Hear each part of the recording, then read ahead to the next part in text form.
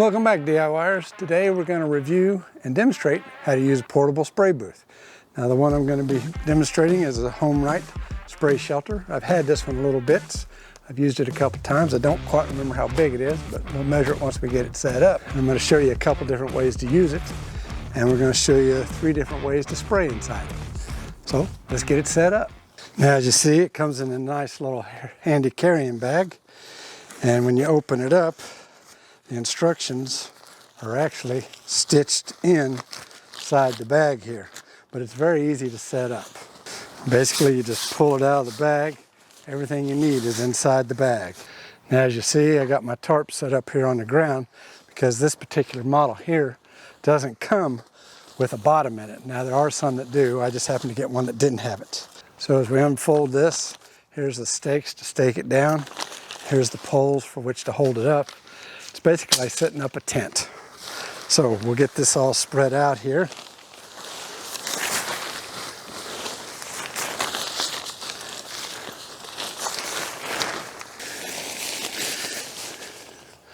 Okay, now let's get the poles out.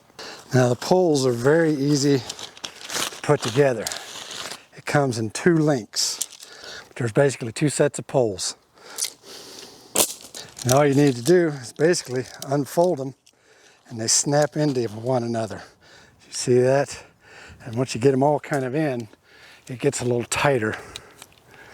Not to be mean or anything, but it's kind of like those blind people, how they snap their little walking sticks together. That's the exact same thing. There's 2 little pockets or sleeves, if you will, that these have to slide through first. So the stick that's going to start out at the front goes through the back sleeve.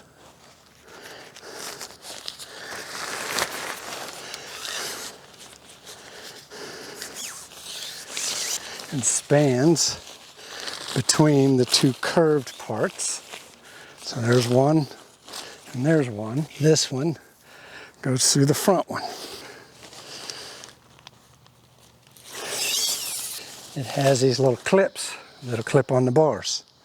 Now at each end you'll find this little pin, if you will, and the end of this is open.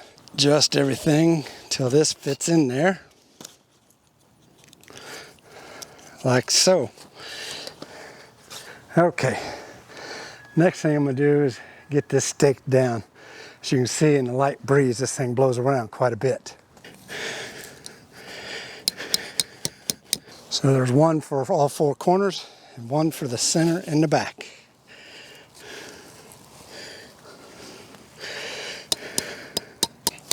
There, it's all set up and ready to use.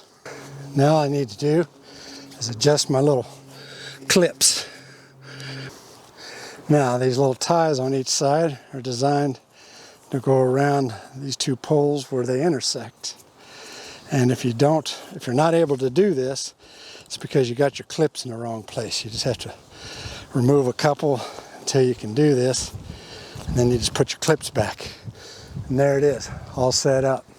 The little door here just velcros in place, but if you don't want it, basically you can either A, throw it over the top, or B, you can bunch it up, and it's got a little clip here that holds it in place. All right, let's take some measurements. It's 9 feet wide. We go by just the narrowest part. It's about 5'8", and at the peak, it's 5 foot high. So naturally, this is not designed to paint your car in, it's to paint small parts. And I got a couple we're going to try and paint in here. So let me get set up for that, and we'll show you how we do it. Okay, I got it set up. I got a couple shutters in here. Now, depending on the size of your project, naturally it will depend on how much you can get in here. But I think we can get in here and do these 2 very easily. And I've got it up on some boards because I want it up off of here to paint. Not that I'm worried about getting paint on my tarp, I just want it up. Now, first thing we're going to do is obviously a spray can or a rattle can. And that'll be easy to do in here. So I'll put a little paint on here, then I'll show you the second way we're going to try it.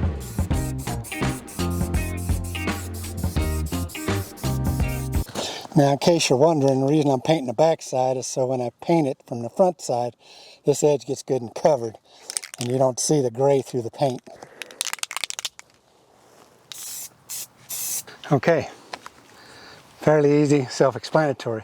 Now, while it's way windier outside, you can see that I do get some wind in here and it's blowing, but I guarantee you it's blowing less in here than if I was doing it out in the open. So let me get set up for the second way and we'll do it. Okay, second way I'm going to do it is I'm going to use my HVLP sprayer to spray in here. And I'll show you how that works out. Like I say, it's way windier on the outside of this than it is inside here.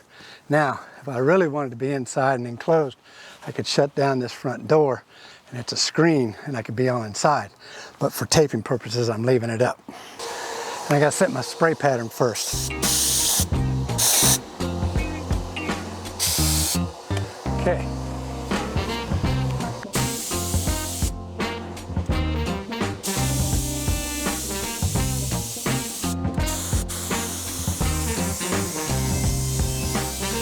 Okay, as you can see, it's fairly easy. Got a little bit of room to move around. So I'm going to turn these over and primer the face. I won't bore you with that, but stick around. I'm going to show you a second way we can do this.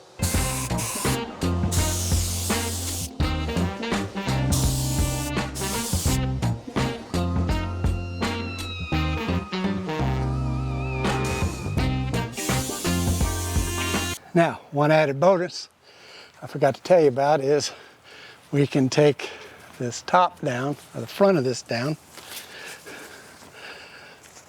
hooks at the Velcro, and now it keeps the bugs out. And the second way to do it is to have an elevated spray booth. So it was rather easy. I had some leftover trim boards from when I worked on the house. Basically, I drilled a hole at each end where these poles go so they'd fit inside there. I took some string line and tied those down so that if it wind blows, it doesn't lift it up. I also took and screwed them in through the bottom of the sawhorses so it'd hold them down again so it doesn't want to move. Then I took some additional trim boards, screwed them together for the width to have braces, and screwed them into the boards that are on the sawhorses. And here we are, elevated spray booth. Now, one little tip. When you set your spray booth up, set it up with the door shut. Because if you don't, it's liable to be too wide. And when you go to close this, to keep it covered so you don't get stuff on your paint, it's going to be too far apart and just stretch. And to stretch it, it has a little stretch, but it doesn't have much. And if you stretch it too far, it will just pull away from the other side. So with that, let me get set up with the paint and we'll show you how we're going to paint inside this. Okay, we're all set up now. I got my Titan sprayer. I got an extension so I can reach up there. In case you're wondering, I got a fine finish 208 and I'm using a Titan 440 impact sprayer. So what I'm hoping for is having it up here while it took a little more work to set up, that I'm at a comfortable standing position to do this. So we'll see how it works. But like always, I gotta get my spray pattern right. One thing I know that's gonna be kind of a pain is this strap that goes across here, but there's nothing I can do because it's designed to keep this from spreading apart. So I'll just have to step over it.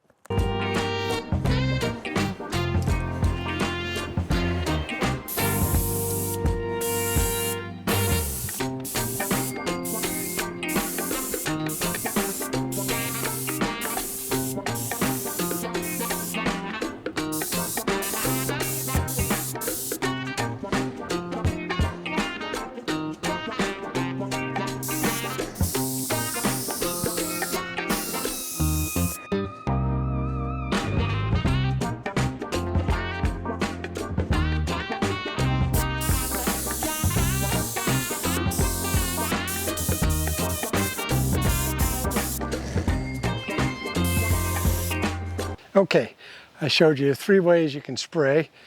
1 with a rattle can or a spray can. 2, I use my Fuji HVLP. And 3, I use my Titan airless sprayer. Now, the biggest downfall or the biggest advantage, if you will, to the spray can is you don't have to worry about the hose getting in the way of your project like you saw me do when I was primering with the HVLP. But otherwise, to me, it's always an advantage to use an airless sprayer or HVLP or something over a spray can. Now, let's talk about doing it on the ground versus my DIY made elevated paint booth. Now, yes, you could go out and buy a bigger standing paint booth so you could walk in and paint. But remember, those aren't cheap. So on the ground, it's much easier to set up. Grant you there, you just put your poles in, stake everything down, away you go. But the disadvantage is you got to crawl around on your knees and do the painting, which can be kind of cumbersome. Whereas the advantage of this is you can stand and do your painting. It's much easier on your knees and your back. Downfall again is the setup. It takes a lot longer to do all the setup, but personally, I think it turned out really well. I liked it this way, and I think if I have to do any more painting in a booth, I'm gonna try and do it this way because it was easier on my back, easier on my knees, and it was easier to spray. And one thing I forgot to show you is on the back side there, I had to use a bungee cord and pull back the back of the paint booth so that it wouldn't touch against my project, which you may have saw when I was painting. It did that and I had to go under there and paint it. But just so you know, the paint job on these shutters came out very nice, even though I had to do a couple touch-ups where the paint booth touched the back side of them.